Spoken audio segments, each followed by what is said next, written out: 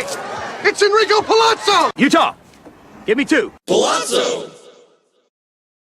Hey, everybody, welcome back to the Pallazzo Podcast. Utah, give me 2. 2 L's, 2 Z's. Welcome in. Look at it. It's on the screen right now. So you know 2 L's, 2 Z's right in front of you. It's me, Michael J. Govier, and Britton. I don't know his middle name. Britton Allen. So it's Friday Night Crew. No Mike Virginia. Mike is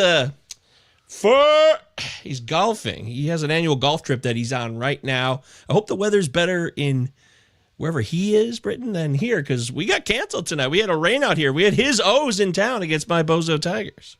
It's raining here too. It's been raining all day. So it's just a rainy old Friday. But yeah, Mike V's out there hitting the links, talking a bunch of guy stuff, probably drinking beer at 11 a.m., smoking cigars, whatever those big shots do out there. You golf? Course. I've never played golf. Never.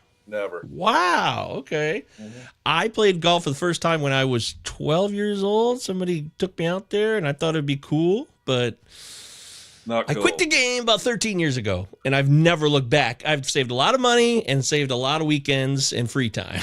Yeah, it's just one of those 0.0 interest in any of that. Although driving a golf cart is fun. I've done that. Oh, hell yeah. But I don't. Yeah, I don't feel a need. But and another problem too, Michael Govier, is like I've played mini or goonie golf, as they call it. Goonie golf. Putt putt. Like you're on vacation, and you go to the 18-hole Pirates Cove with your kids. Sure. And it's super packed, and you play the hard course, not the kids course, the hard course, which just means that there's more like windmills and junk on it, But so I played that, and it was me, my wife, and my 2 daughters, 11 and 8 years old, right? And I got so angry. I played so bad. I got so mad. I was feeling like I was having rage issues at the Goonie Golf in Hilton Head, South Carolina, like never before. Get on your face and point out your faults. Yeah, you must. I was like, I can't handle it. Like I couldn't believe it. Oh man, that's so hilarious because it's so true. There's no truer story than that, and that's why here at the Pallazzo Podcast, 2 L's, 2 Z's, we give it to you straight today. You see it for those that watch on YouTube. If you listen to the show, by the way, thank you. We love the people who still listen. Sometimes people don't know this, but some shows are only on YouTube. Like the Sunday show is a YouTube exclusive, but everything else you usually get on both sides. If you like audio or video, it's your choice. But just know that, folks. You could be missing out on bonus videos as well, shorts or quick videos that people throw up on our YouTube page. So don't forget that, audio folks. I love audio. I've been an audiophile. I think I could consider myself an audiophile in my life, but video's cool too. I mean, look how sexy we are. When I first started listening to podcasts, and yours too, Michael Govier, I never watched a video. Never. Me neither. I would just download it on my app, listen to the podcast on a walk or on a drive. I still do listen to a lot of pods only. I don't really watch a lot of video, frankly. Yeah, I get it. So, but that's like pre-COVID, I had to drive for work a lot. So that's what I would do. I would just download a bunch of podcasts and zone out. But commutes. Yeah, we're talking commutes to the Pallazzo. Today we're going to focus in on who is this year's Hunter Brown. That'll be like the main centerpiece of the discussion today, where we'll give you some people who we think essentially the definition's not too stringent, but we're just looking for players that are just going to tear ass come May after this bogus April ends for them. It's a great topic that you came up with, because I have 0 shares of Hunter Brown. I've not drafted him anywhere at any point. And I know he's good, but because you picked the topic, I was like, well, if we're going to do who's this year's Hunter Brown, I probably need to know who Hunter Brown is. So I was like, so hot right now. So I did a little research. He's a pitcher? Look at Hunter Brown's StatCast page. Wowzer. Wow. Like I had no, and we talk baseball all the time, and I was still not all that familiar with Hunter Brown. But anyway, I digress. Well, he tore it up. The whole point is last year, his May became the game changer for him. His April was hellish last year. He had a terrible April. It was really bad. Like not just not great. It was god awful. Probably why I didn't draft him, because I just remember those bad starts. Right. But then he took off the rest of the year last season.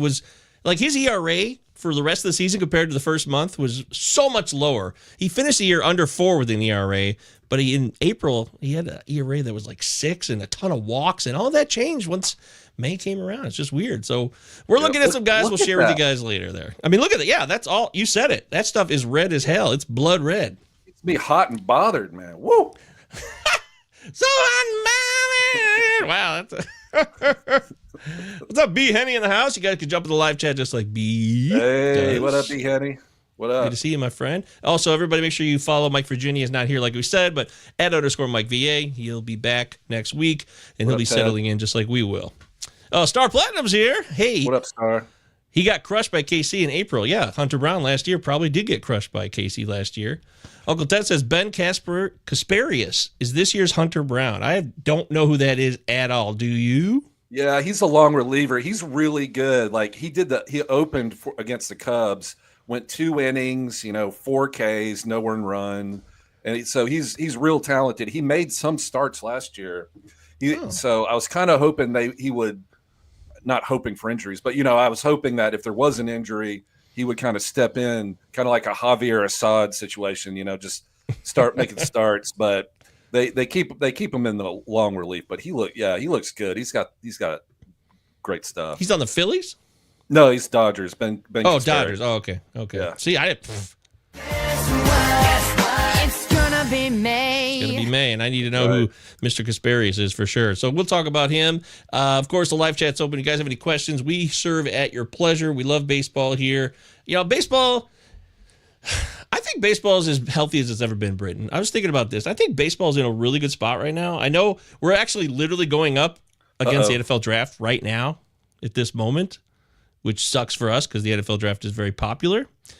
But I know that we can overcome together. That's why a baseball show can overcome the NFL draft.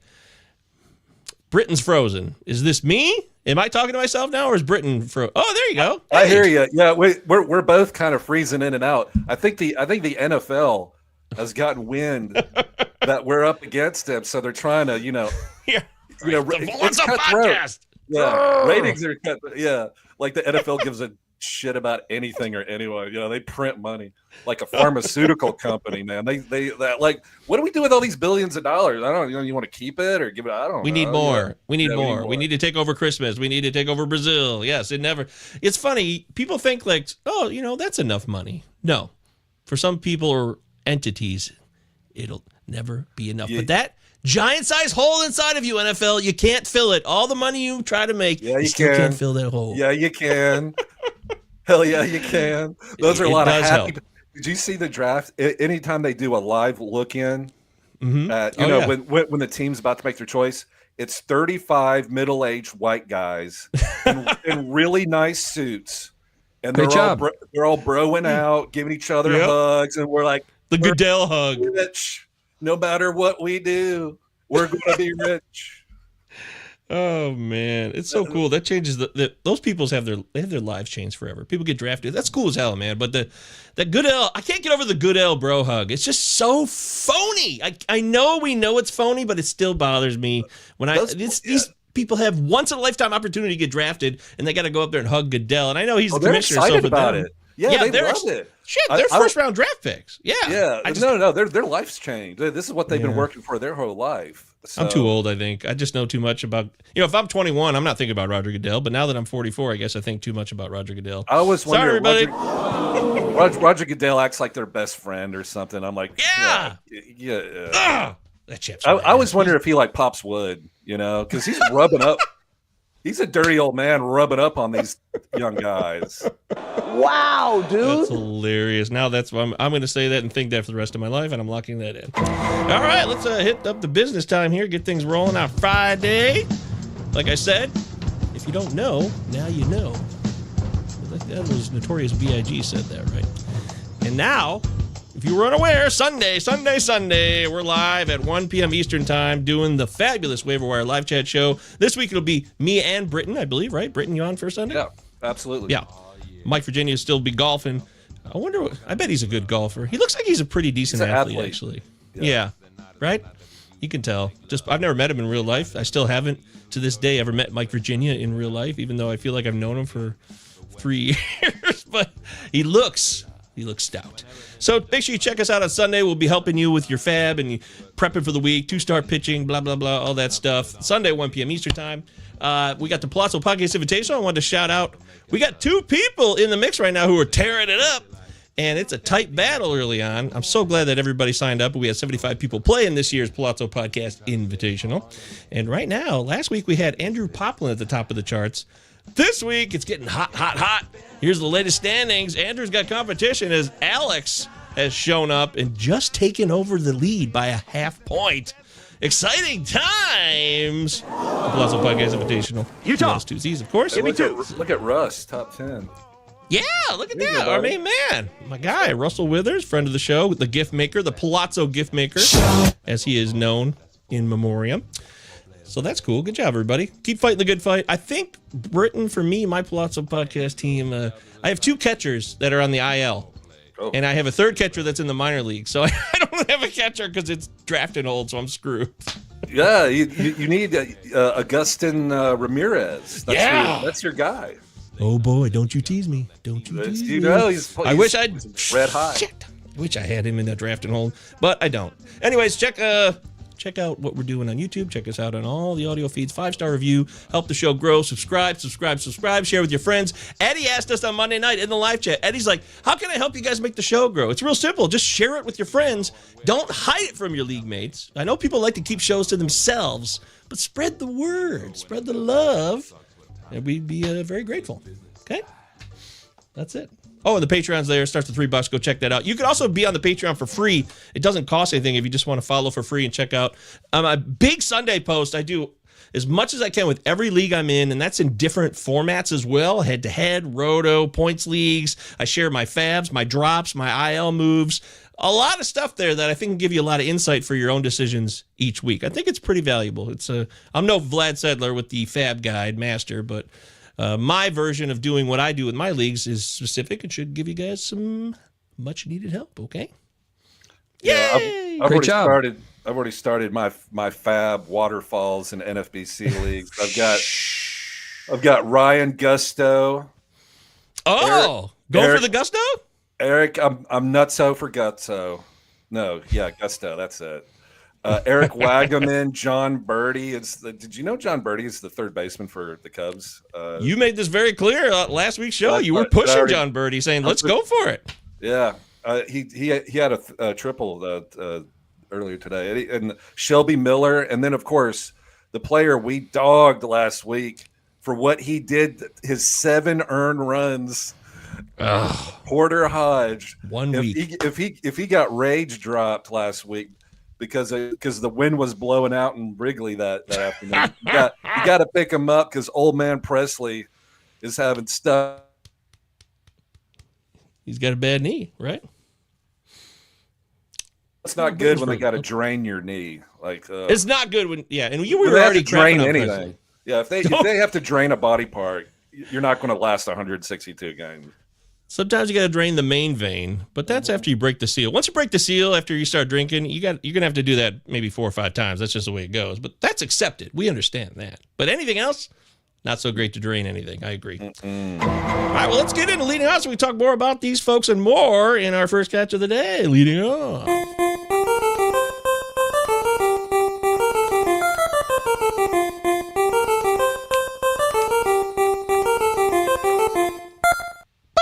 All right, there's our first catch. Our first catch of the day. So, Porter Hodge, yep, that's coming up. Last week, me and Britton kind of got bitter about the blow up at Wrigley a week ago, right? What a week changes so much so fast, and we love Porter Hodge preseason. And Britton, this is a point of contention for me because one of my biggest problems is trying to be patient with these possible closers, guys that we know will get the job eventually, but in the meantime, you're trying to win your head-to-head week, or you're trying to gain saves. You feel like you're losing ground. You only have so many bench spots. I dropped Hodge a few times last week. I did. I finally said, you know what? This might not be working out right now, and I'm just going to have to circle back on this later. But then he has a win and a save this week, and now the Cubs are up 3-0, I think, right now, and it's getting late in the game. He might come in again. Yeah, he's the closer with Presley hurt. and he's going to be the closer. Porter Hodge was so good last year that they never should have traded for Presley anyway. But whatever. I totally agree. Yeah, if somebody dropped Porter Hodge, you got to go pick him up because he looked great. As bad as he looked that one outing, he looked great his last one. He struck out Ohtani and 3 up, 3 down. So yeah, Porter Hodge is the guy to get. Yeah, I got him back in the league last night. I'm grateful to get him back in, which is also that league I'm in is saves plus half-point holds. Very interesting. So it's one category, right? You get a save, but you get a half point for hold, so it's something. So it makes it. You start getting half points, man, and then you got to start doing math. And then I don't know about you, but yeah, then you win by half a point. Sometimes I don't know. Like they call that the population. Oh Christ! Well, anyways, we never should have bailed on Porter, and now the fact that sometimes bad shit happens. What can I say? Anyways, I'm really. I'm sorry. In our auto new league, Pallazzo, which I got a trade offer.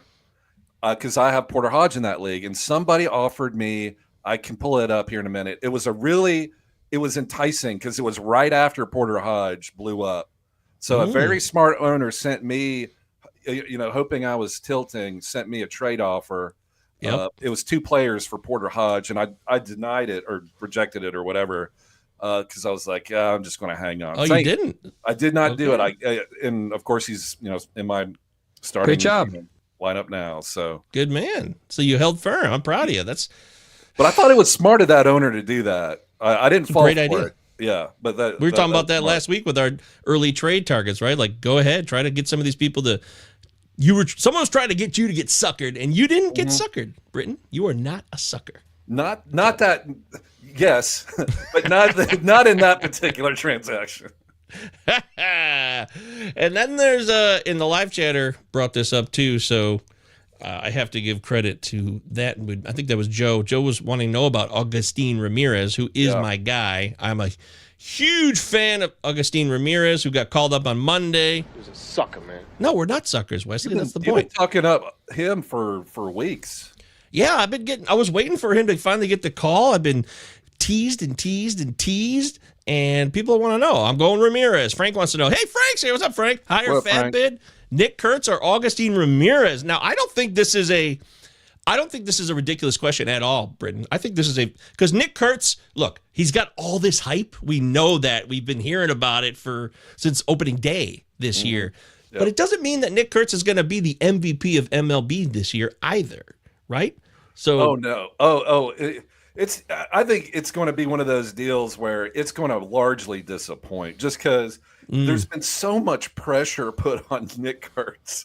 Like he's only been a professional baseball player. Like last year was his first year. You're just asking a lot from a young hitter to come up and just start revolutionizing the game of baseball. Drafted last summer. Yeah. Yeah. With these big league pitchers, I think it's asking too much. Now, is he going to be good? Probably. But but like we were talking about, it's a very few number of hitters like Rhys Hoskins, Trey Turner, Gary Sanchez that came up and immediately made a big impact. Yep. But the list of not like Matt Shaw this year, like way longer. Way longer. So I hate to be that better that you're at the craps table and everybody's rolling. And then you have that monster that comes in there and puts money down on the don't come line, because he's buzzkill. Right. I don't want to be that guy. I hate that guy. Everybody hates that guy. But that guy makes money sometimes. Yeah, but Nick Kurtz, they're just asking too much for him to just come out and hit a home run, 3 home runs a week or whatever people say. But I mean, literally for 2 weeks, all we've heard about is Nick Kurtz, right? Yeah, that's what I'm saying. Yeah, nonstop. I get it, but sometimes the hype gets out of control, and I'm always a guy that's ready to not let the hype take control because there's always a reality check that is required. I love to party. I love to get hyped up. I've been called a pretty good hype man myself, but I would rather have Agustin Ramirez. Now, this is all context-based. Do you need a catcher? Do you need a catcher? Is it 2 catchers or not? This is all very vacuumy, as they say. Right. But if you're asking me right here, in a vacuum, Frank, I'm going to say Ramirez. I bid more on Ramirez than Kurtz. Ramirez is a guy who can give you 20 steals, 15 to 20 steals this year. If he stays up all year as a catcher, that's rare. If you need a catcher, let's say you've got a catcher and he's injured, especially 2 catcher leagues, obviously, but then you've got to put all the money on Ramirez. Because if he bats 4th for the Miami Marlins and he keeps hitting and he's athletic and he runs for a good average, that's going to have a huge impact on your league, way more than Nick Kurtz, who's probably going to bat 8th. And he's going to go through ups and downs. And I'm sure Ramirez will too. But that catcher position is so sad. Like Salvador Perez is. I mean, name a catcher that's other than Soderstrom. I think he's catcher eligible. A lot of injuries too. The catcher position has been decimated with Connor Wong's and a lot of guys who've gone out early, and that's been a bummer for me. There's a point here. Uncle Ted says, give me Edgar Cuero, who's another catcher of the White Sox who got called up. Not getting as much pub, but he went 3 for 4 the other day, and he's playing every day for the White Sox, and he is up, and Kyle Teal, their other catching prospect, is not. So Cuero is on par with Teal. So I will say, Uncle Ted, I agree with you. I actually picked up Edgar Cuero, Mr. Britton, on Sunday night in my main event because I had lost Connor Wong, and I couldn't take another week of Carlos Narvaez, who actually hit a home run yesterday, but whatever. That's how it goes, right? But I picked up Edgar Cuero as my starting catcher in my main event for $42, and that's what I'm going to do for now until Connor Wong comes back. Take a guess who like statistically or from points, even if you want to do that, who the best, most productive catcher has been this year. Let's see. The most productive catcher off the top of my head, is it Logan O'Hoppe? Carson Kelly for the Chicago. Oh, of course. Right. Better than Rutschman, better than Perez. Wow, dude. Not better than Cal Raleigh. All right. No, that's different. But yeah. Still. Yeah, exactly. Wow. Right. That's how it goes. I mean, we do all this draft coverage, and then other shit happens. It's classic. Joe says, I'm going to go $261 on Ramirez. He seems like he might play first, too. That's a great point. I'm glad you brought that up. In other leagues like Yahoo, he has first base eligibility as well. So that's a bonus. Catcher and corner infield. I love guys who can give you 2 positions that you need, like a corner infield, outfield guy. Like Jeff McNeil's back. Jeff McNeil is returning for the Mets. He's a guy who can play second and outfield for you. It's nice to have that extra position when you're trying to do daily leagues, more so maybe than weekly leagues. But for daily, I love guys with multiple spots. Yeah, I saw they sent down Brett Beatty just as he was heating up. That was I thought that was a bummer. But he'll get another shot. Oh, he will, yeah. But I knew when McNeil's coming back, I bailed on I liked Beatty. I thought he'd take off, but he did also get off to a horrendously awful start. It was pretty bad. He'll be back. He'll be back. Star Platinum here says, pick up Berger. He will get hot. He's a slow starter. Yeah, that's a good choice for possible Hunter Brown this year. I was doing my lineups in NFBC leagues, my draft and hold leagues. NFBC, you can change them out on for the weekend. So Friday, Saturday, Sunday. And the amount of Jake Bergers that I have in those, I think it's about 12 draft and hold leagues. Like wow, a lot of Berger. He's eligible first and in third. And I in one league I sat him for a Jose Tena. I was just like, whoa, because I'm so mad at him because his 160 batting average, full-time plate appearances is murder on your batting average. Now, he did hit 1 home run this week, so there's that. Hey, wait, this is a tasty burger. It's a tasty burger. Okay. But man, it's been brutal with my boy Jake Berger. I hear you. I got plenty of burger myself, and I'm waiting it out. I'm not worried. It's a bummer, but it's not. Nobody, maybe more than anybody, is excited that. The Jake Berger. By the way, I was looking this up. This actually makes sense. I'll just throw this out here real quick. Some of the guys who tore it up last year in 2024 in May, and Jake Berger was one of those guys. He was like in the top 5 or 10 for May in terms of dongs. So, if you're looking for optimism, I'm not dropping him, but like no. But he's on the bench, and then I've got to decide in some leagues. My fab leagues. Do I pick up Eric Wagaman? Yeah. Or John Birdie. I guess Birdie for steals, Wagaman for everything else. But if you look at Eric Wagaman, blood red StatCast, and he bats cleanup. Yeah. And he's playing. He's part of this Marlins youth movement. Yeah, he's right now. They got rid of Jonah Bride. He's gone. Matt Mervis. I'd rather have Wagaman than Mervis. Easily, I think. I agree. Like, look at his StatCast page. Like, he's hitting well. And he is first and third. And Mervis is only like utility or first, I think. Yeah, exactly. Okay. And Birdie bats ninth too, which nobody likes that. But. Don't love it, but sometimes we got to put up with it for like guys who get steals, like a Johan Rojas or Jake Myers, players like that. B. Henny says, I have Kurtz, Naylor, and Walker at first. I assume that's Christian Walker. In the future, who should I use as trade bait if needed? So between Kurtz, Naylor, and Walker, if it's redraft, of course, assuming this, Britain, I would say Kurtz is the guy I'd like to dangle and use Naylor and Walker. But if not, then I would say second. I'd rather keep Naylor over all three of these guys. Walker would be the second guy I would dangle. Naylor's great. Yeah, don't trade Naylor. He's a super great fit for Arizona. They let Christian Walker. They let him walk. I was gonna do it. I was trying to do something there, but I couldn't. Great job. Couldn't land that plane, but yeah. So Christian Walker's at Houston now. So they traded for Naylor, and he's having a great season. And I love it because every time I see his name, I get to go, Naylor, I barely know her. Hey! Yeah. Oh, man, I love it. We love jokes on this show. That's why the Pallazzo podcast isn't like your other fantasy baseball shows. We're here to have a good time. Utah. And Give me two. Help you win some money along the way. I mean, that's the dream, right? That's the dream of fantasy baseball managers everywhere. Just like Frank and Joe and everybody in live chat. Keep the questions coming. What's up? It's awesome that everyone's jumping in here, and you guys have been continuing to support the show like this. So thank you. Frank also said it's a no-brainer to put in a waiver claim for Berger and drop Michael Garcia. Be completely frank with me, because I'm flipping for, wow, look at Frank with the wordplay here. Flipping for an answer. Actually, I stole this shirt from Frank. There you go, Frank. I like Michael Garcia. I would like to have Berger as well, but I think this is a tough one. Michael Garcia's hard hit rate is looking really good this year, and I think he's going to have a bounce back season compared to last year, which was a lost cause, even though he played 157 games.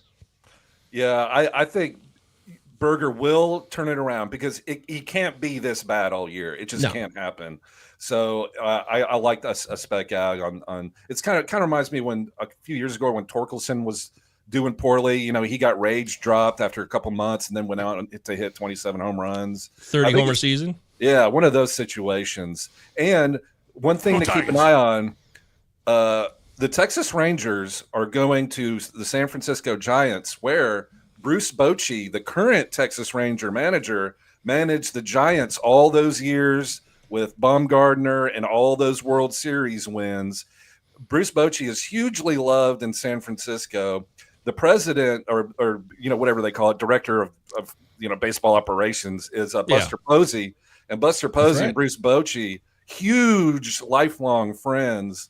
So let's get Berger to hit a couple home runs to win this series for Bruce Bochy. You don't want to lose to your old team. I know Bruce Bochy would done that ain't happening. So will they have a video for him? That's always the question when someone comes back. Hey, let's get a tribute video. Lock it in. Montage of Bruce Bochy's mustache. I'm taking the Rangers. Let's to get off the schneid for Bruce. Okay. Bochy. By the way, I have to disagree. Look, Uncle Ted is dropping a bunch of bombs in here, and Uncle Ted's ahead on a lot of stuff. That's what he likes to do. He says Thomas Saggisi's on fire. Now, Thomas Saggisi really hasn't played all week, though, Uncle Ted. His numbers look great on paper, but I hate to burst your bubble here. I know because I roster Saggisi in many leagues that since Mr. Mason Wynn came back, he's Mike Virginia's favorite player, Uncle Ted, Thomas Saggisi hasn't played this week, really, which is a bummer because in his limited opportunities, Saggisi's been tearing it up. He's hitting 400 over, it's only like 40 at bats, but he's off to a great start. But I'm concerned here because you got Gorman and Wynn in the mix, and that makes it tough for Saggisi to find playing time, and he might not be more than a bench bat here. Yeah. So, but I think he should be a regular, Britton. That's my point. And I really like his bat, but where's he going to play? I mean, Burleson's going to DH against every righty. So no, you're right about that. That's the problem. I guess if Brandon Donovan is out for a while, didn't he get hurt recently? Well, apparently it sounded way worse. You know, we love talking Pentecostals ribs on this show. And apparently he popped a rib, which sounds awful. That's what it said in the description. Brendan Donovan popped a rib. Yeah, it sounds awful. But apparently it said it's nothing to worry about. He won't miss any time. I'm like, okay, shit. Well, still hurts. Rib injuries are awful. They're the worst. So we've covered. I'm a huge fan of Augustine Ramirez. I think you guys should have him everywhere. I think this is a guy that should be rostered in 12 teamers and deeper across the board without a doubt, with 10 teamers keeping an eye on him for sure. For sure, okay? And then we talked about Porter Hodge. There's Camilo Duvall, who I picked up my main event at the beginning of the season, and I was liking him to maybe usurp Ryan Walker, but then Ryan Walker got on track, but Ryan Walker's fallen apart this week, and now Duvall's had 3 saves this week, apparently, and now there's some question about, is Walker healthy enough? Is he going to be a bust now? So are you buying into anything here, Britton, with Walker and Duvall, or not? Yes, 100%. Like Walker, if he's injured, phantom injury, whatever, Duvall has been, obviously getting all the save opportunities. So, yeah, and it's not like Ryan Walker had this like all locked up like Josh Hader. I mean, I agree. He was a guy last year that was the closer, but it's not like he's guaranteed anything. He doesn't have a monster contract or track record like Clase or something like that. Like those guys will get long leashes. Like Clase, barring injury, I mean, he could blow 5 saves and he's still going to be the closer. But yeah, Ryan Walker's not like that. Like if he's struggling, why they'll move Duvall up there? Absolutely, yeah. I would rather have Porter Hodge because Ryan Presley is already, if he hasn't lost his job, he's about to. So I'd rather have Porter Hodge, but Duvall would be second. And my third would be Shelby Miller, because in Arizona, that's another closer situation that's kind of volatile over there. Well, Justin Martinez, I was looking at that today, Britton. Justin Martinez is back, and he's only had 2 saves, though. He's had the shoulder issue, and then AJ Puck is on the IL with the elbow issue. Right. So that is interesting. I mean, there's a lot of the D-backs are a team that are going to win a lot of games, and there's going to be save opportunities. So I do agree there that teams that have that type of concept that want to win and plan to win does give you an opportunity for more saves. That makes sense. Yeah. What about Will Vest, though? Yeah, he's got 2 saves.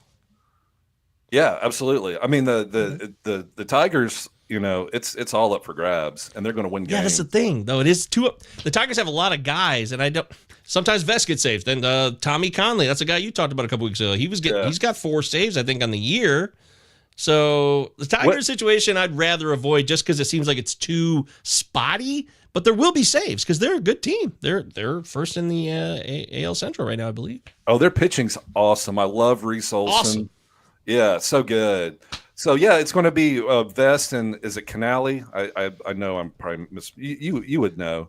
Nah, I don't either. Conley, Kamali, Conley. Yeah. Calmly.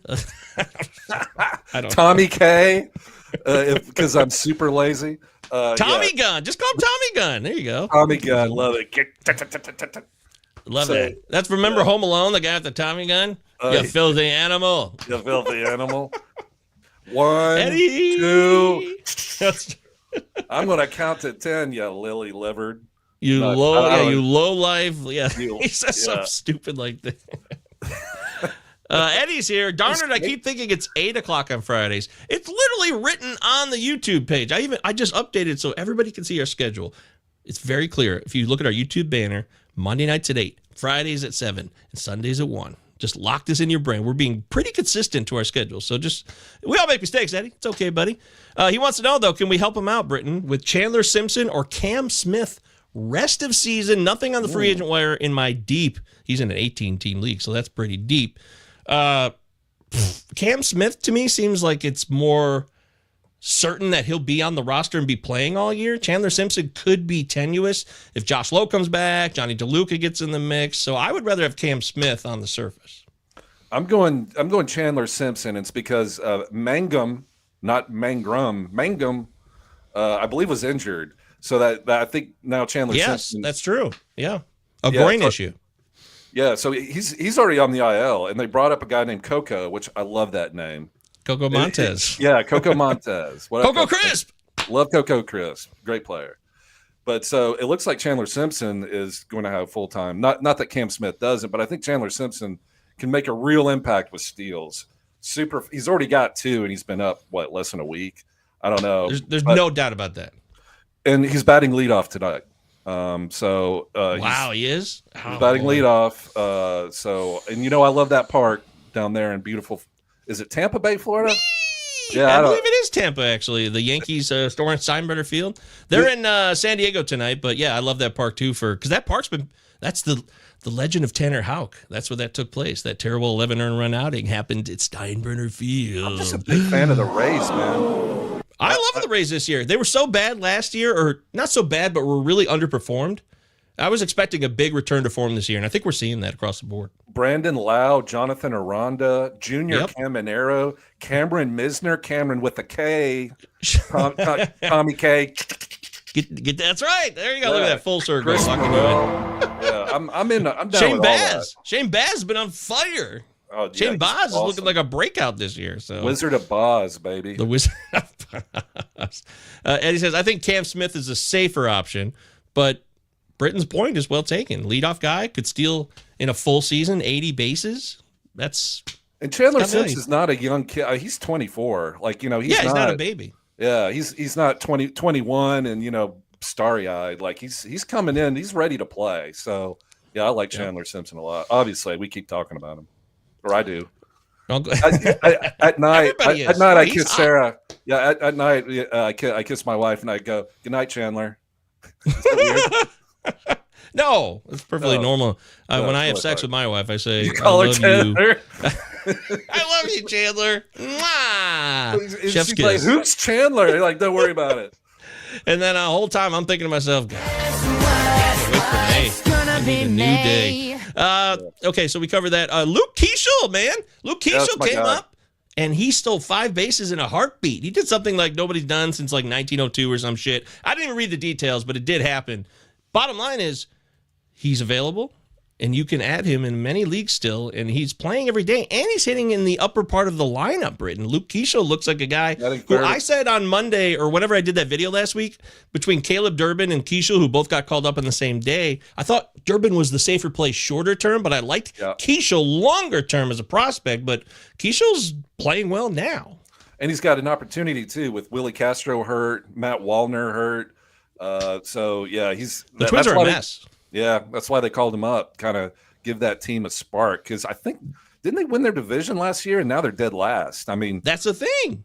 Other than the White Sox, but you can this is a fantasy opportunity, Britton, because the Twins are a mess. So if somebody's playing well right now, that they're going to go to him because they're getting desperate. I mean, they got shut out by the White Sox the other day, 3-0. Keeschel's batting third for the past 5 days in a row. Like, you gotta get him. I think this is a guy, again, 12 teamers and deeper. I'm going that high. Add Luke Keeschel.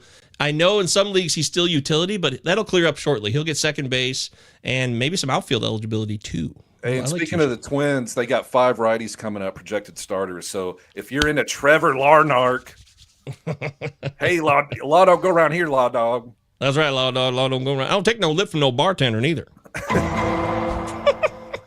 Hitting a silly bartender ain't much of a crime. But so Trevor Larnach for the Twins, lefty power bat. If you're looking just for what the hell, I like him. Britton, Frank. Actually, I stole this shirt from Frank. Frank wants to know directly from your source, Britton. Drop Carson Kelly for Edgar Quero. Ooh, that's a tough one. I can't drop Kelly. He's literally too hot. I think you just hang on. You got to hang on. He's been too hot. It depends. Is this a head-to-head league, Frank? I'd like to know the context maybe a little bit more. We always want more information if we can get it. But I think Quero in the next month. I will say this, Britton, and I don't disagree with your point. But I think in terms of May, who will have the better May? Will it be Carson Kelly or Edgar Quero? I think by the end of May, Quero's stats will be better if you just look at May. Because Carson Kelly can't stay this hot forever either. That's it doesn't last forever. That's the other thing. And we can't predict the future any more than anybody else here. No day trader experts here. But I'm going to say Quero. Why not? What the hell? my only drawback with him is that the White Sox suck. Like every inning, it's 3 up, 3 down. Like they don't roll over the thing. Whereas Carson Kelly is going to get the more plate appearances. It's just man, the Cubs are banging for whatever reason. They're like a top 5 offense. Yeah, that's the other thing. Pete Crow Armstrong, baby, shout out PCA, man. There you go. Well, you like BCA a lot this year. Oh, he was one of my guys. Yeah. Him and Jake Berger. One door closes, one door opens. Yeah, that's right. PCA is going to go cold, the Burger's going to get hot. And that's how baseball works, because not everybody can be all hot or all cold all the time, right? Correct.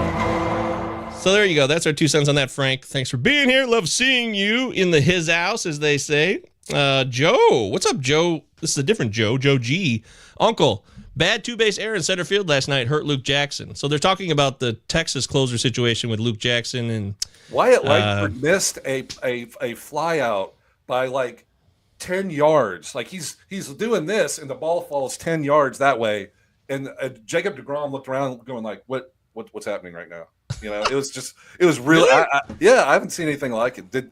If anyone in the chat knows what I'm talking about, like what, deGrom was pitching and I guess they just lost. I think Joe G knows what you're talking about because he's saying the center fielder made the error, so that was Wyatt Langford. Yeah, it was strange, but Wyatt Langford, he's a great player. It's just one of those weird things that happens. Shit happens. Although I do think Luke Jackson will eventually fall apart. I'm just not buying come August that the Rangers, who are a team that has playoff aspirations, will be relying on Luke Jackson to be their stopper. I'm just not buying that, man. So put me on the record now. I think Robert Garcia is a guy who could get that job sooner than later. Okay, everybody? Great. Eddie says, how much longer do the Astros stick with Brendan Rodgers, Mauricio Dubon at second before they either put Altuve back there or maybe even Paredes with Cam Smith the third?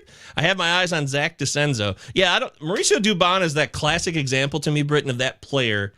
I just feel dead inside. Like, no disrespect to him, but like, he doesn't excite me one iota at all. There's just nothing there to get. He can serve you as a utility player in real life, but for fantasy, man, Dubon's got nothing for me. No, and Rodgers too. Like, he's not going to steal. Yeah. Without Coors, he's nothing, right? I mean, or it never was. Never was. Never will be. Yeah, but I like where your head's at on that, Eddie. DeCenzo's a guy that our pal Britton, Ben Chase, loves a lot. It was talking him up last year, so shout out to Ben saying Zach DeCenzo has more to offer. So I would talk to Ben on Monday night too, Mr. Buzz, which you guys can catch at Prospects Power Hour every Monday night, 8 p.m., and talk about some Zach DeCenzo potential on the Astros. Hey, I want to do a quick quick trivia question. Are you ready, Michael Govier? I love trivia. I love trivia. Trivia and Family Feud. Those are my two passions. Oh, and The Price is Right. That show's awesome. Bob Barker. We are way overdue for a feud, by the way. He's a pimp. Yeah. We're way overdue for like a whole. In fact, next week we should absolutely do a Family Feud. Let's put that on the book. We'll book it. But all right. So Michael Govier and let the chat kind of work it out too, because this goes to everybody in the chat room too. Who leads Major League Baseball in strikeouts? Which pitcher? As a pitcher. He has the most strikeouts, 53. Mackenzie Gore? That is correct. Oh, yeah! Wow! We did not rehearse that, folks. Oh, shit! I thought maybe he was like third or fourth, not number one, but wow, okay. Impressive. Zach Wheeler is second. Cole Reagans. Carlos Rodon. Rodon. And Garrett Crochet is fifth. But yeah, Mackenzie Gore, you were talking about Hunter Brown. I was like, talk about having a career year, Mackenzie Gore for the Nationals. So I gotta say, exciting. I mean, we don't always. Sometimes we get things wrong. We talked about Porter Hodge. We told you a week ago. We freaked out. Yeah, we'll tell you. We'll come correct. But on the Potapalooza show, Justin Mason's annual preseason affair. It's a great fundraiser. Mm-hmm. I was on the segment where we talked about pitching busts or breakouts, and Mackenzie Gore was a guy. I was like, guys, Mackenzie Gore. And right now, Mackenzie Gore a month in is making me look good, and I'm thinking this is for real now. And I looked at some of the stats on StatCast too. He has 2 pitches that are in like the top 15 of the nastiest pitches in baseball. His curveball and his slider. So he doesn't just have one pitch, right? Exactly. No, I love it. That's great trivia. Two guys in the top 10 that you probably wouldn't have guessed, obviously, before season. Max Meyer, Yeah, 14 Ks Monday night. 14 You know who Ks caught that Monday game? night. You know who the catcher was for that Gus game. Ramirez didn't count that game. That's right. Jesus Luzardo was 10th. I thought that was really Yes. I'm really happy. I'm really happy for him, man. He had a rough go down there in Miami, but he's really flourishing in Philadelphia. So good for Jesus Luzardo. Is this Joe Gentile, by the way? Joe, if this is you, I haven't seen you forever. If it is you, it's great to see you. He says, by the way, it was Leody Taveras who took over for center field in the ninth. It was not Wyatt Langford. So Wyatt's off the hook. Yeah, well, Langford plays left, so but that was the play I saw. I didn't see the center fielder screw up. Oh, I didn't see any of it, so all I hear is what you guys tell me. Oh, Joe guessed Gore. I don't know if he got it in before the deadline or not, but it was in the chat. There you go. We can timestamp that. Great job, Joe. Woohoo! Okay, and then let's see. Live chatters are tearing it up here. Star Platinum says, who has the hardest hit ball this year? I actually know the answer to this. It's Vladimir Guerrero Jr., I believe. It's 120 miles per hour. God, that's a great question. I was going to say something like Aaron Judge, just full chalk. That makes sense. Yeah. I bet Vladdy's hit. I believe it's Vladdy at 120 miles per hour. You can Star Platinum give us the answer in the live chat. But I bet it was a worm burner. I bet it wasn't a fly ball. I bet it was a super hard grounder hit at 120 miles an hour because that's what Vladdy does. Get off Jackson now, Luke Jackson. I would be trying to get out of Luke Jackson business. I would, Britton. I don't know if you would hold or. I'm holding. I think they're going to stick with him. This is the Texas Rangers, Luke Jackson. I think they're going to stick with him. I like Chris Martin, but Chris Martin's got one save this year. Luke Jackson, I think, is just, I think they're going to stick with him a little bit longer. That's just my take.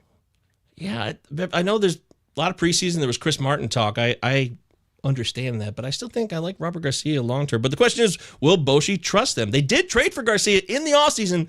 They traded Nathaniel Lowe to the Nats to get Garcia, so they must like him enough that they maybe have plans for him. So think about team context. Me and Britton here are huge narrative guys. So think about this narrative. You trade for a reliever. You give up your best first baseman. You're not going to use them in your prime time spots. I don't know.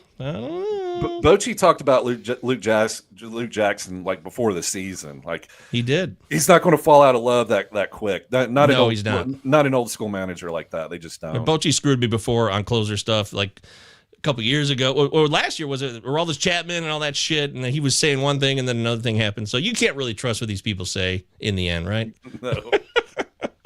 Eddie says, Govia, I like your choices in rap music when you do play some. Yeah, we got style. We got taste here, Eddie. Come on, man. Look at us. Don't we just scream hip hop, the two of us, me and Britton, right? Look at us. Oh yeah.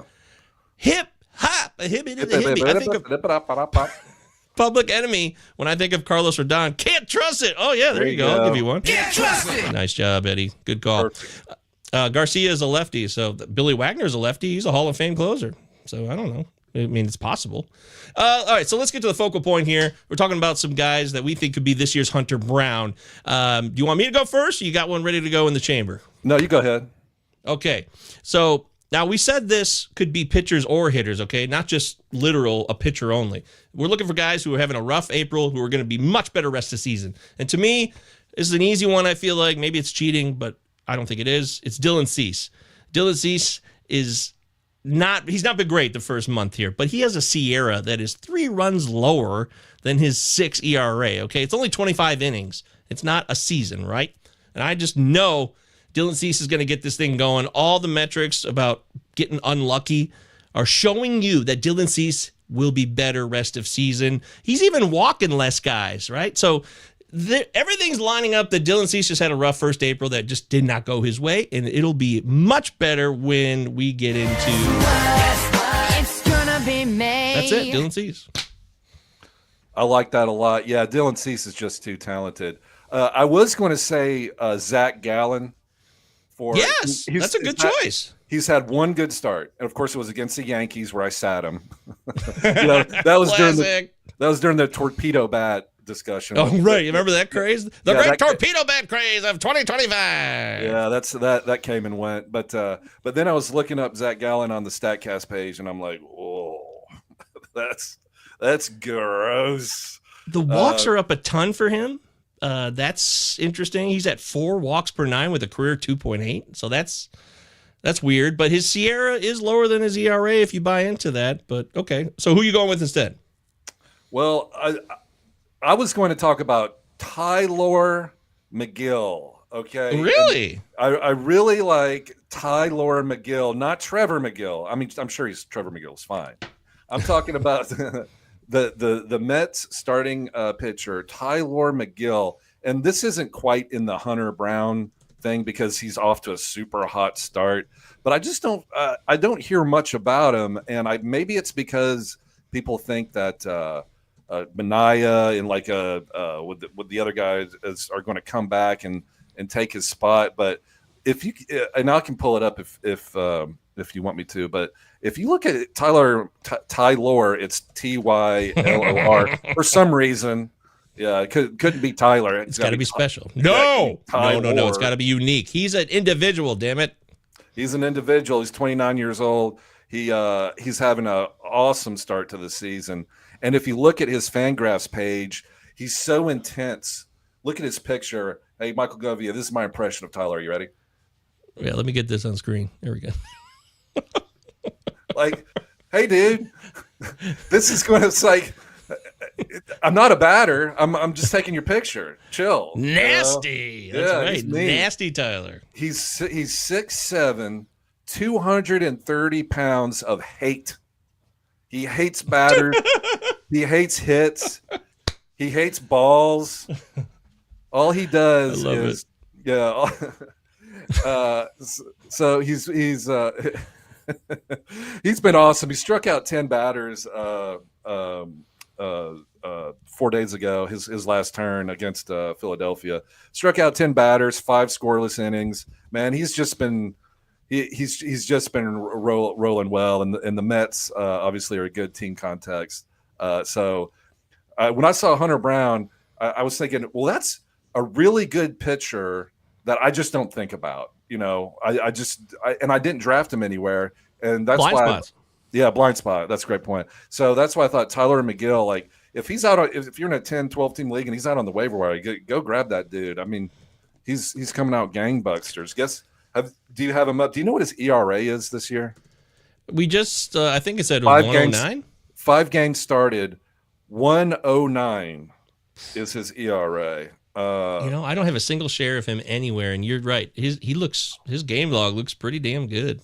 And so he does. I'm not super excited about the walks, but his K per 9 rate and whiff rate is like closer stuff. I really like Tyler McGill for strikeouts and wins. So that was kind of my guy. No one really thinks about or talks about. That's really having a great start. I love it. Locking you in. Also, he's 61% on Yahoo roster. Okay. So there's there you go. leagues where he's available. McGill is available. I like it. I'm going to see if I can get me some shares because I don't have any, and I don't like missing out on guys who can give you double-digit K games. Like those guys are unique. You know, the Spencer Arrighettis, and when Luis Ortiz did it, that everyone takes notice. So when you do something like that, you take notice. Yeah, take notice. And anytime when you pick them up and you put them in your lineup, Mike Govey, you got to do this. You got to go.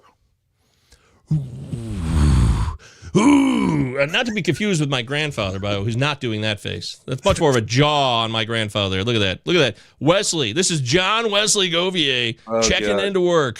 1953 or some shit. Awesome. Oh, boy. Uncle Ted says Hunter Dobbins, 2 wins, 2.45 ERA, 1.18 whip in 11 innings, 11 Ks. Glory red savant. A nasty red savant for Hunter Dobbins. I don't have any Hunter Dobbins anywhere. I've just been taking notice of him the last couple of weeks, kind of watching him on my watch list. I know he's a Red Sox pitcher, and that's pretty much all I got, honestly. Yep. Hunter Dobbins is also in kind of this Ryan Gusto, nutso for Gusto, like these pitchers that have kind of come out of nowhere for Ryan, like Ryan Gusto's pitcher for the Houston Astros. And that's correct. He's been playing great, and all his like metrics back it up too. Like the whiff rate on Ryan Gusto. Yes, his name is Gusto. I promise. It is literally Gusto. His whiff rate is like 30% on his 4-seam fastball. Like that's like Edwin Diaz prime fastball whiff rate stuff. Wow.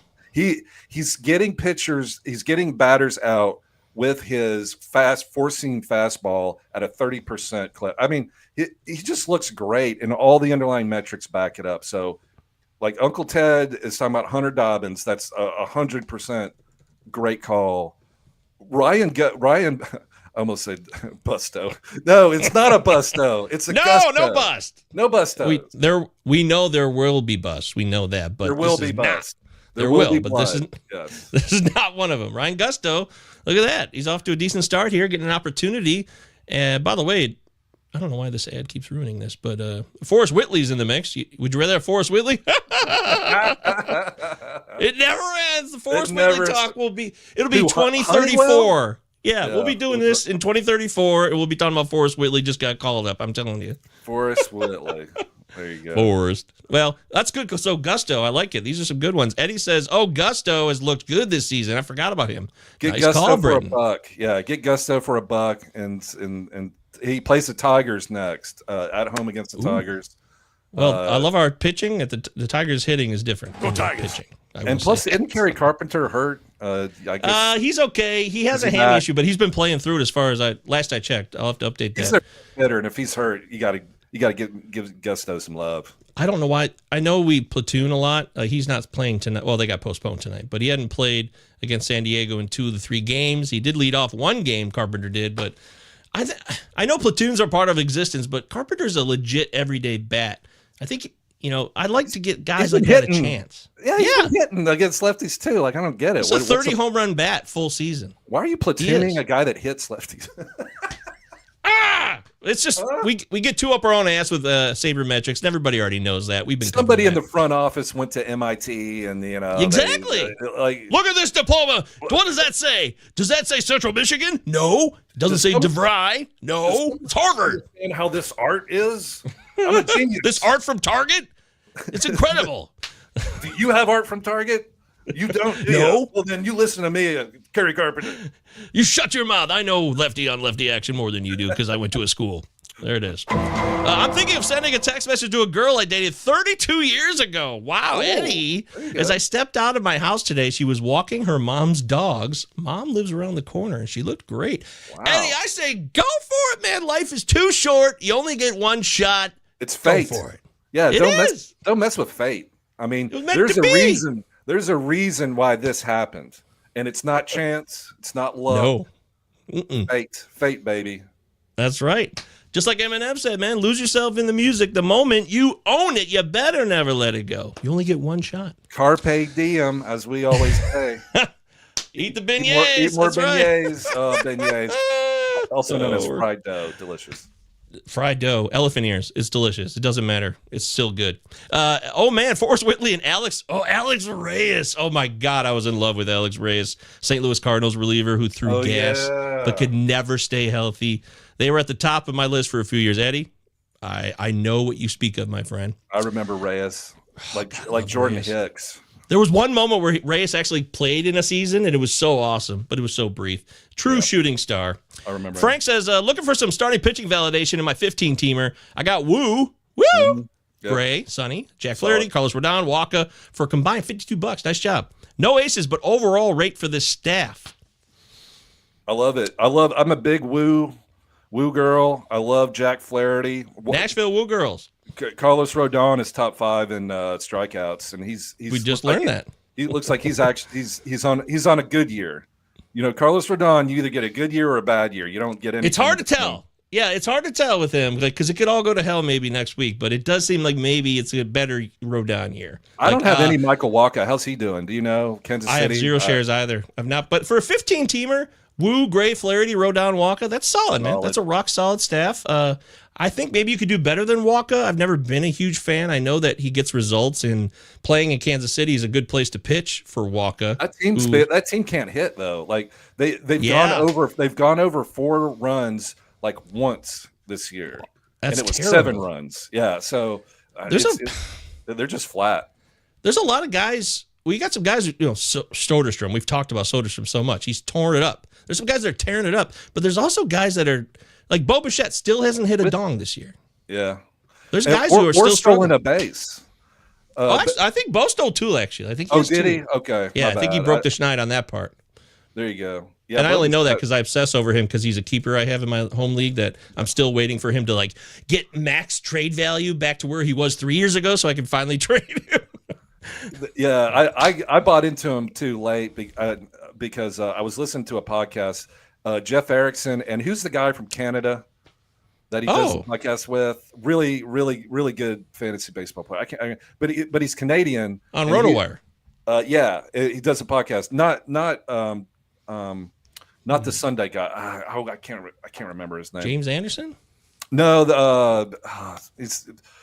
I'll Google it here in a minute. But anyway, that's fine. He's a Toronto Blue Jays fan, and he said, "Yeah, Bo Bichette walk year." So I bought into it. So I'm hoping that it turns out. Well, let me give you a couple more of my Hunter Browns here. We'll wrap up the show. You guys are crushing it live chat today. Thanks so much for being here. Star says Eddie's going to be at that window all day long tomorrow looking like a stalker. Eddie's going to buy some dogs and be like, oh, you walk dogs too. Well, hey, whatever it takes, man. You got to get. Right. Oh, dog lover are you? Me too. That's right. Icebreakers, man. That's right. You got to grease the wheels to get things going, and then it's up to you. But you got to get in the door first. It worked for Eddie Murray and Boomerang. That's how he got that one chick. He got a leash. Remember that? Is that the one with there's a girl in that movie who's so beautiful, but her toes are awful, so he bails on her. Her feet are all jacked up. Yeah, that's hilarious. Boomerang's a really good movie. I really enjoy it. I haven't seen Boomerang forever. My favorite is the Halle Berry's in it, right? So her dad is played by this comedian, and he comes in with the mushroom jacket, the mushrooms, and he goes, "You got to coordinate." It's just fucking hilarious.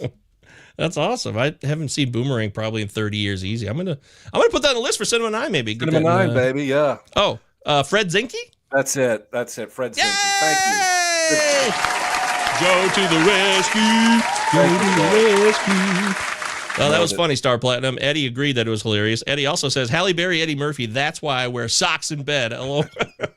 That's right. Halle Berry, Robin, is it Gibbons? She was Mike Tyson's former wife. Back in the day. Yeah, there you go. He wasn't very nice to her. Robin Gibbons was head of the class, which is a very ancient TV show that a lot of people don't remember. I remember that show, yeah. You remember that one? It's just a classroom with this guy from WKRP in Cincinnati's the teacher. That's right. Yep. And Robin Gibbons was on that show.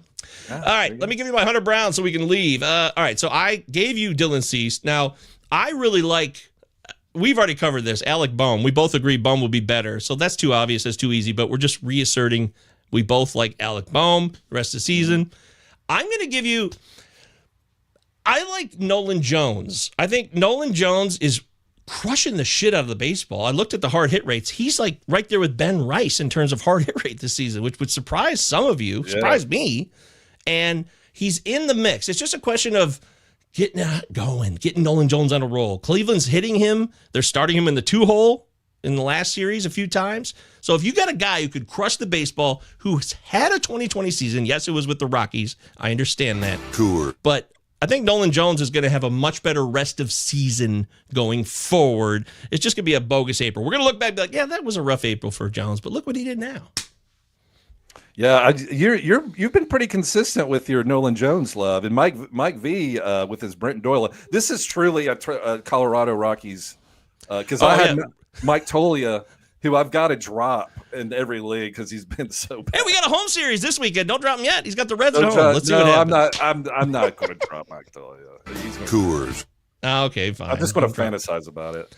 He's now up to 4 walks to 37 strikeouts, just to let you know. That's a live update on Mike Talia. He hit a grand slam the other day to hit an over. Yeah, he's on my Tout Wars team. I mean, I haven't given up. That's a 12-team league. I haven't given up on him yet. Yeah, keep him on it. Yeah, exactly.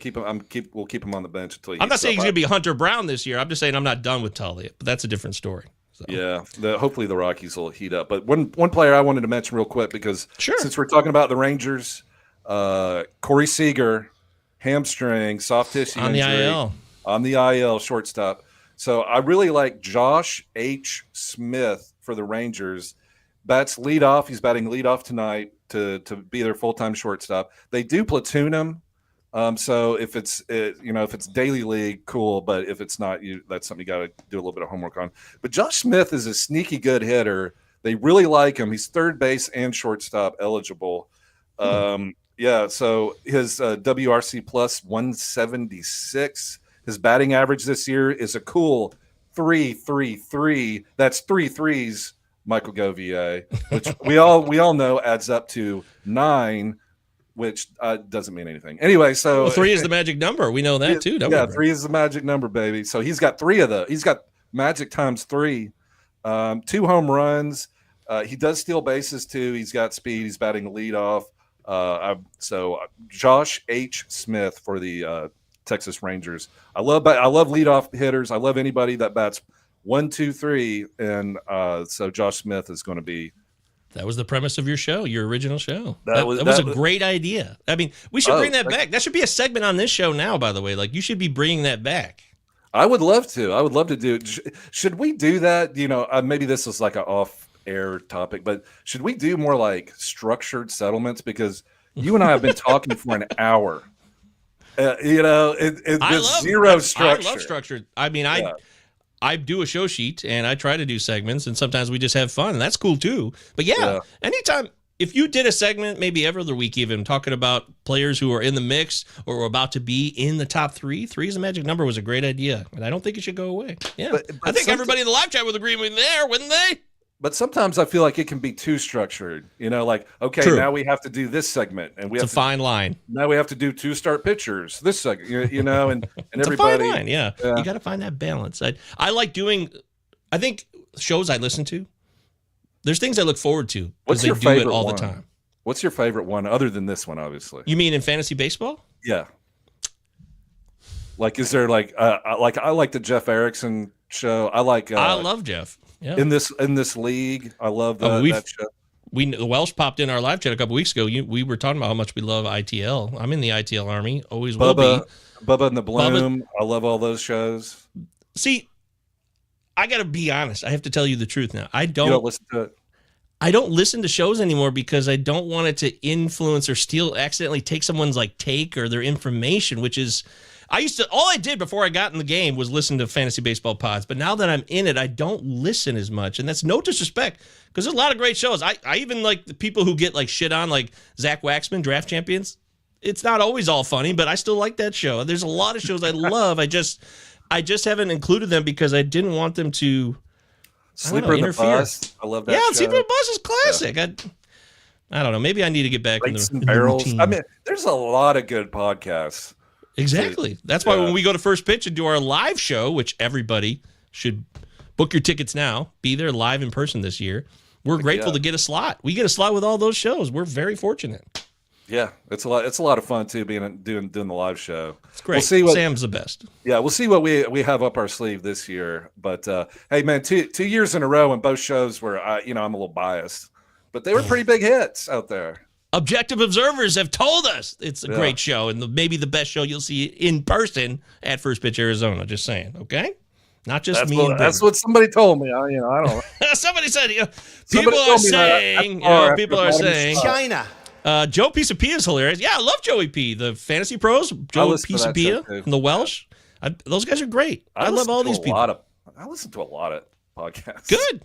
You keep me informed of what they're saying because I love all these people. I guess maybe I just haven't had as much time lately either. I don't know. Also, Uncle Ted says Zach Waxman and Robbie D. That's right. The Deadpool hitter. Bubba and Ben are my 3 favorites. I've never met Zach, but I have met Rob DiPetrio, who does. You've never met Zach? Never met Zach, but I have met Rob. Super cool, super nice guy. So him and his wife came out to First Pitch 2 years ago. I met Rob, and he had 3 of his brothers. Oh, that's right. Yeah, they're awesome. So New Jersey, New York too, man. They're awesome, man. It's the Jersey Shore right there in Arizona. Those guys are awesome. It's hilarious. They're awesome as hell. I love Rob and his crew. I forgot about that. His brothers, Uncle Ted's, of course, CBS. Yeah, CBS. Everyone knows CBS. They get the most promotion.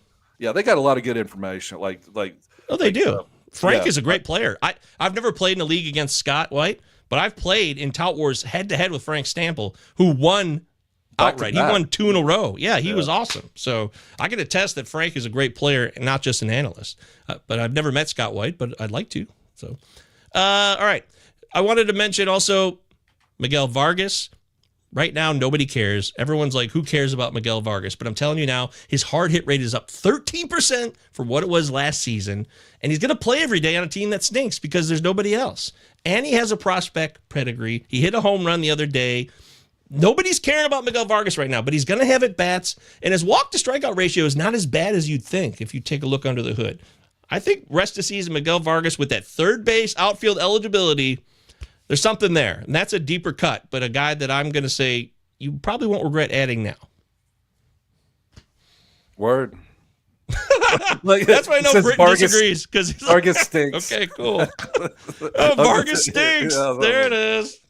Well, wait a minute, Uncle Ted. That's the White Sox. You can't. Yeah. Why would you shit on your pale hose, man? Come on. Oh, he wants Brooks Baldwin. Yeah. Your guy Chase Meadroth got injured, Britton. Sorry about that. I know, man. That's a bummer.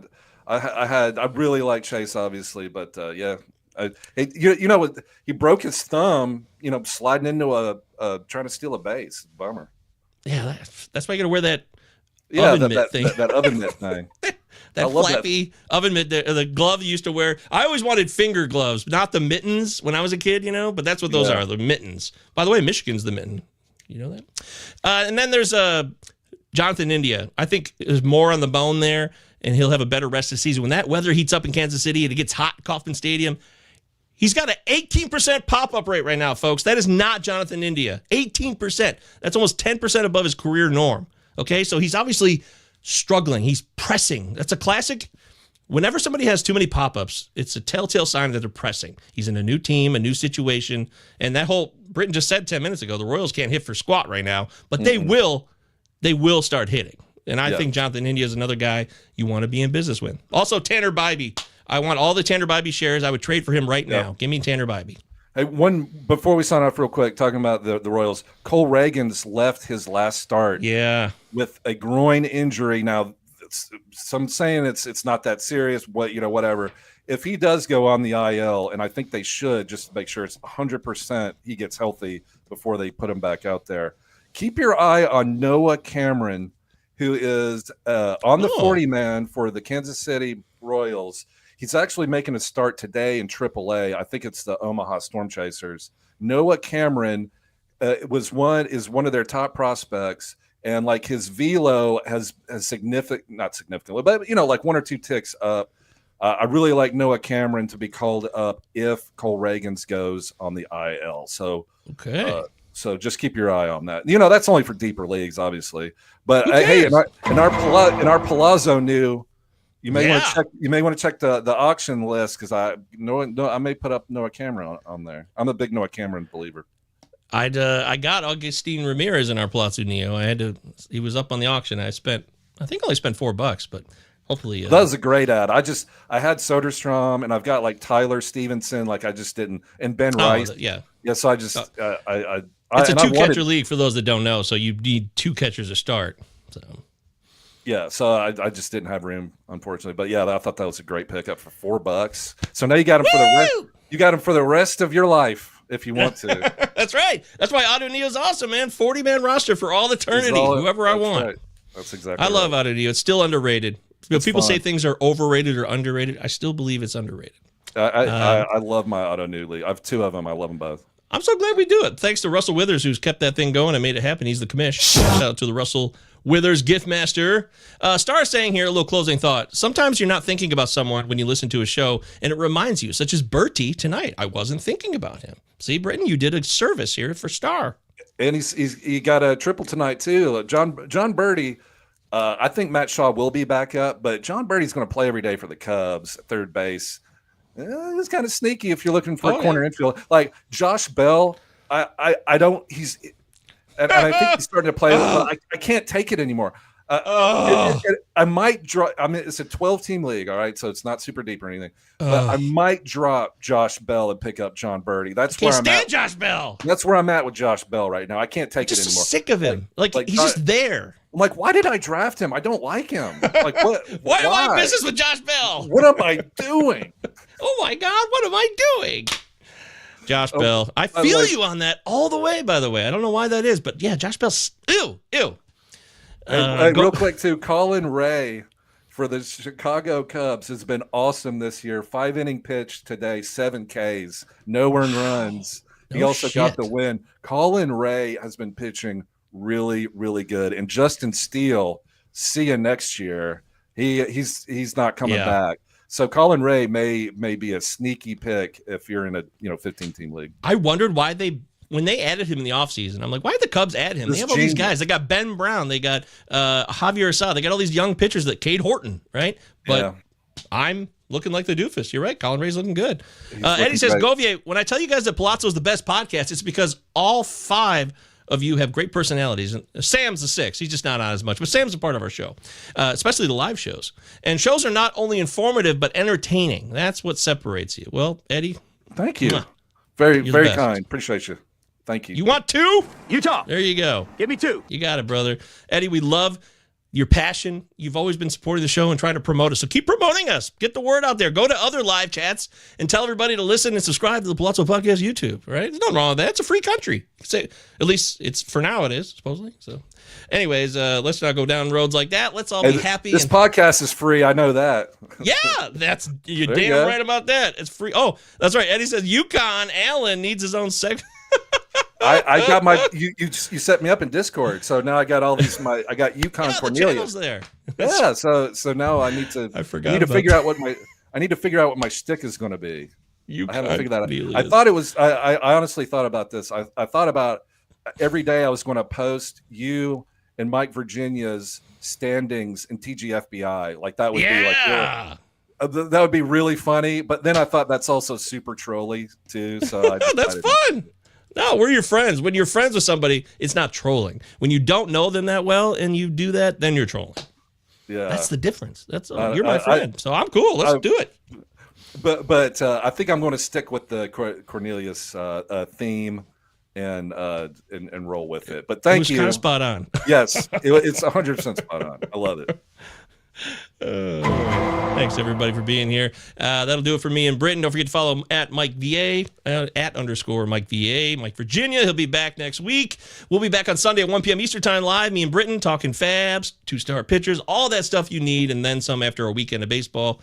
It's time for us to turn it over to the man, the myth, the legend, Britton.